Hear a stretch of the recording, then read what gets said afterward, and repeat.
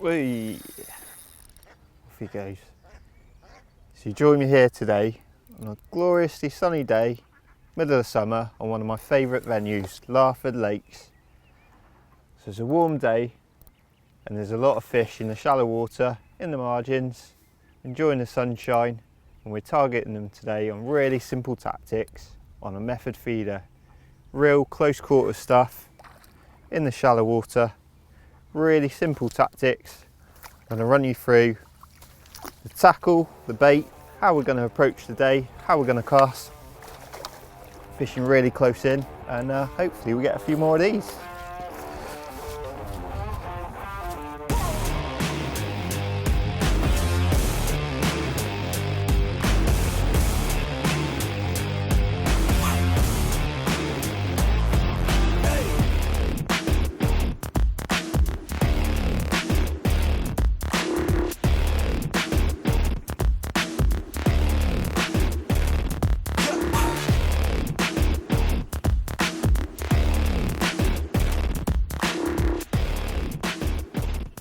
First up, we'll run through the tackle we're using.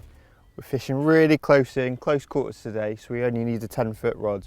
So we've got a 10-foot Superior X, perfect for commercial fisheries like this. Decent sized fish, no problem on this rod. I've matched that with 8-pound sinking feeder mono, really durable main line, fishing along the margins, there might be odd rock and so forth, so a nice durable main line's a must. And then all I've got is a loop in this main line where I can attach an elasticated feeder. So we're allowed elasticated feeders today here at Larford.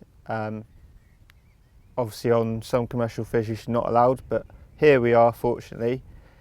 And fortunately for us, fishing down the edges where there's a lot of fish moving in and around, an elasticated feeder could be a lot better than an inline one. The reason for that is it's sat on the bottom, you can fish a slack line between the feeder and the rod tip, and it's basically fishing itself because it's like a bolt rig, if you like, whereas an inline feeder you need to sometimes hook the fish against the rod tip. So elasticated feeder works really well down the edges like we're going to be doing today in the shallow water. I've got a few different size feeders with me. We're starting on the new sort of medium sized one with a mould. There we go. I've got a few different sizes. We can step it up if we feel like we need to feed more bait. So I've got the large version and then the extra large there as well. So it's quite a big size difference. We've also got the smaller feeder as well if I need to drop down. So I'm going to experiment throughout the day. If I feel I need to feed a big volume of bait to get the fish in there, then I'll swap to a big feeder. But at the moment, this sort of medium sized one's working really well. I've matched that to 0.17 hook length, 4 inches, and I've got a size 12 MCM circle style hook. And all I've got there, dead easy, as I've hair rigged a small bayonet on the hook there, just a hair rigged bayonet. And all we're going to fish on the hook today is spikums, nice and simple.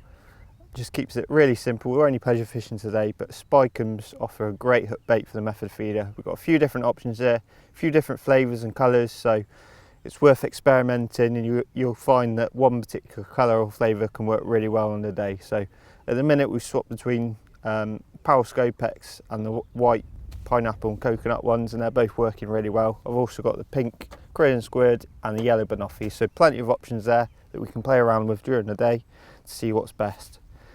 And then leading on to my bait, I've got some simple 2mm fishery pellets here. All I've done is I've poured some water over the top so they're not quite covering the pellets, that they're sort of underneath the pellets. I've left them sort of 30 minutes or so, kept stirring them around so the water's evenly distributed. I'm keen not to add too much water because it is quite a warm day, so it's always best to sort of err on the dry side, and then you can add a little bit more water if they're not binding properly. And the other thing you can do, we've got here, especially on warmer days, is add a little bit of bait booster. I might actually do that now. So all I'm going to do is wet my hands just to sort of revitalise them, because we've been here a little while. The sun's dried them out a little bit. And then what you can do, pour a tiny little dash of bait booster over the top, stir it around, and it just sort of makes the micros sticky again, and obviously you've got the benefit of a little bit of flavour and colour there. So just swish it around, and then that bait booster, you'll find on a warm day like today, it just keeps them a nice consistency without drying them out too much. And then I've got a towel on my side tray, and I'll keep these covered up. The other option around the feeder is a bit of ground bait. Obviously it's worth experimenting on the day, but I've got some Power Sonubaits ground bait, nice pellet style ground bait. It's really heavy for sort of fishing down the edge. I've over wetted it slightly, put it through a riddle. It's nice and heavy, and sometimes ground bait can be a lot better than pellets, so it's worth experimenting, especially on warmer days. They can respond really well to ground bait. But at the minute we're just feeding 2mm pellets around the feeder, and then the other thing we've got, because we're pleasure fishing today, I've also got a few 6mm fishery pellets. So if I feel I need to get the fish feeding in the edges, I can just loose feed a few 6mm over the top, get them in the peg, and then drop the feeder over the top and hopefully catch them on the feeder. So that's dead simple. That's all the bait run through. Let's get on to a few different things like how I cast and how we're going to fish today. Okay, so let's get into it. So as I said, it's a warm day today, and the fish are sort of cruising around the edges in that warmer water, enjoying the sunshine. So I've not actually fed anything initially. I've just started fishing with a method feeder. So all I'm going to do, I've got my bayonet there. I'm going to put one of these spikings on. We'll go for a white one this time. Dead simple. All you do is push it in. No need for bait needles, and it's got all that movement around the hook. Really attractive for the fish. Nice target bait when you're fishing a method feeder. So all I'm going to do to load the method feeder, I've lost my mould. Where is it? There it is. All I do is sprinkle a few 2mm in the feeder to begin with, like so. Lay my hook bait over the top, and then I'll fill the feeder again, and I'll sort of conceal that hook bait inside the mould, so it's all covered up inside the feeder, like so. Push the button, release, and that hook bait's concealed inside the feeder. Hopefully the fish comes along, takes that hook bait up along with the 3 offerings, and we've got a fish on, hopefully. Now, because we're fishing close quarters, the cast takes a little bit of thought. It's not like an overhead cast. We're only fishing sort of an underarm cast, and the idea is not to spook the fish. So we've got plenty of line sort of between the tip and the feeder. In fact, it's probably level with the reel when we cast out. And all we're going to do is a bit of a pendulum motion, nice and gentle. I'll release a bit of line, and then I'll trap the line again just before it hits the water, so then it lands really nicely without too much of a crash and a bang. And hopefully it's not going to spook the fish. So we'll do that now. Again, I'm only fishing down the margins, probably in about a foot or two of water, just out from the bank. Nice and gentle, little plop. And then when we put it on the rod rest, I'm not going to tighten into the feeder. I'm going to leave it nice and slack, because I don't want that tight line to spook the fish. So I've got it nice and slack. I've also got my clutch set really loose, so it can take off line if it charges off. And the bites can be quite violent when you're fishing really close like this. So the clutch is set, the fish can take line, and importantly, I've got a nice rod rest that it's not going to pull out of, and I've got my butt rest here that it's all locked up into. So hopefully I'm not going to lose my rod while I'm talking to you, but hopefully if I'm not paying attention, I'll hear the clutch go.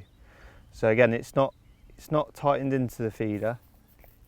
It's just fairly slack on the water there.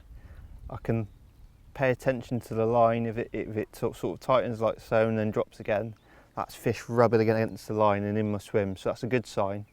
But all I'm waiting for is a really violent bite where the rod's arched round, or maybe the line's sort of oriented in a different direction where the fish is taking the feeder towards us, and that'll be our bite. So it's all about sitting on your hands, being really patient and waiting for that rod to go round. So there have been a few fish moving in and around, so I've not actually loose fed anything yet. It's just a few casts with the feeder. I've actually had a couple already before we started filming. There we go, there's a sign down there, I don't know if you can pick that up. So there's fish coming in over the top of the bait and feeding. It's really shallow water here at Larford, but it's fortunate that you actually see the fish come into your swim. You see little vortexes there where fish are feeding over the bait. It's really shallow down there. It's all about being patient. Obviously, if you were fishing a pole, you'd probably spook the fish with the shadow of the pole, but with a method feeder, you just hear you're away from the fish, there's nothing there that can spook the fish, and it's all about having a nice day, a few pulls on the feeder, and hopefully we get one or two. Nice relaxing day on the feeder. It's quite obvious there's fish moving in and around. I'm looking at the tip and actually the line coming away from the tip, and I'm getting lots of sort of lifts and movements on the lines, the tip sort of slowly going back and forth, and I'm trying to ignore those. It's a good sign because obviously the fish are in the peg, but all I'm looking for is a really positive pull round on the tip. I just spooked one then when I pointed at him. And yeah, nice positive pull round, and maybe even some line come off of the reel. The bites tend to be quite savage when you're fishing really close like this. And because I've just spooked that fish, I'm actually going to recast and reset my trap again, because I'd imagine that fish is sort of kicked off, spread all the bait everywhere. There's still the odd fish down there. So what I want to do is load the feeder again. Obviously benefit with a spooking, still on. It's going to stay on for quite a long time. Load the feeder again. Obviously, like I mentioned before, the cast is quite important because we don't want to spook the fish that are down there.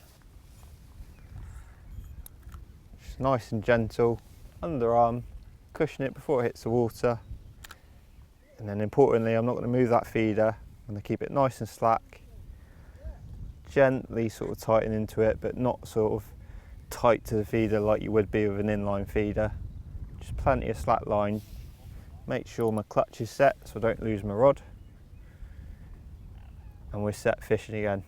Hopefully that trap's reset, and hopefully we'll be ready for another fish to come along. I'm getting a few indications on the tip there. There's actually one underneath my rod here, an F1. Hopefully those fish will come straight to the feeder, take my hook bait, and we'll get a bite. But obviously when you're fishing in shallow water, you quite often have to, the savage bite, you have to reset the trap now and again. Obviously that fish just moved the feeder, so I'm not afraid to sort of reset the trap. You're constantly feeding the peg and building it then, causing a bit of a frenzy, and eventually one will slip up and take your hook bait. But that fish just seemed to move my feeder instead, so I'm going to reset the trap, cast nice and gentle, repeat the process again. They're straight on that feeder, look, a few tails coming out. I'm ready for a bite. My clutch is set, it's in the rod rest. It's all about sitting back, being patient and enjoying the sunshine. Definitely one or two fish there now.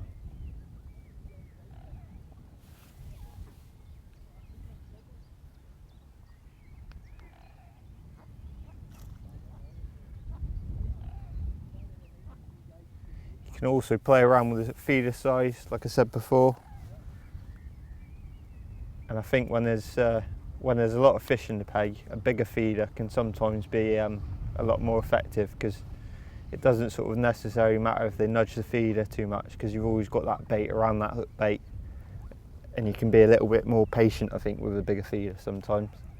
So I might swap over to that bigger size one, that extra large.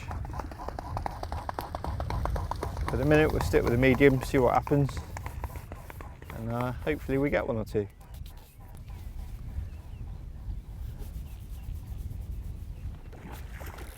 Ooh, that was a good bite. Great thing with a method feeder like this is the fish tend to kite straight out the peg.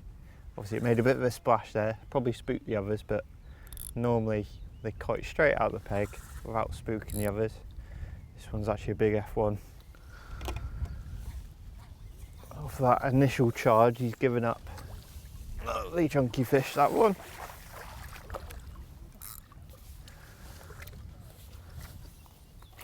Took the liking to that white spiking wafter. Just unhook that. That circle hook's wedged right in there. Never going to come out. So there are a few changes you can make throughout the day. Obviously you can change feeder size, change different colour. We'll try a yellow one this time. I think what we'll also do is just to show you how easy it is to swap feeders on this ICM stem. We'll step up to a great big feeder, and quite often they can start feeding really aggressively on a great big feeder, so we'll put the extra large one on. All you have to do is slide it on the stem and it's ready to go. So we'll swap to the bigger mould, fill it up with micros, drop my hook bait in the middle, a few more micros, and then you'll see the size difference. That's a great big feeder this time. Big fish feeding loads of bait, sometimes that can be really effective fishing down the edge. Just slide that tail rubber back so it doesn't come off. There we go. Again, it's all about the cast without spooking the fish. Pendulum, cushion it before it hits the water. Hopefully that duck stays away. And the trap's set, ready for the next time. Like I said, there are a few changes you can make. Obviously this is a really warm day and it's obvious that the fish are keen to come down the edges. But on those sort of cooler days, it's worth fishing a little bit further out sometimes, before later on in the day when the fish come back in the edges. So what you can do, I've got a few 6mm pellets, you can just pick a line about 5 metres out and you can feed that throughout the day. Same sort of cast, Under Armour feeder, nice close quarters, but it's in slightly deeper water and sometimes that's where the fish want to be. So it's all about experimenting and seeing what's best on the day, but it's obvious the fish want to be down the edges today. And also around the feeder, I said we could change feeder size, colour of the hook bait. We can also change what we're using around the feeder. So I've got some ground bait with me. Sometimes that can be really effective for drawing fish into your peg, but it can pay off to sometimes use like a mix of twos and with a bit of ground bait as extra attraction, but the 2mm are there for the fish to feed on. So all I do is have a spare mixing bowl, put a few 2mm in, bit of ground bait as well in the same quantities, 2 handfuls of that, give it a stir around, and then it just gives me a few different options to see what's best on the day. Obviously with that ground bait and the pellets there, it's really attractive, but it's still got that feed sort of all around the feeder for the fish to keep on feeding and keep on revisiting the peg. So there's a few different tips there for you, and hopefully my tip's about to go round.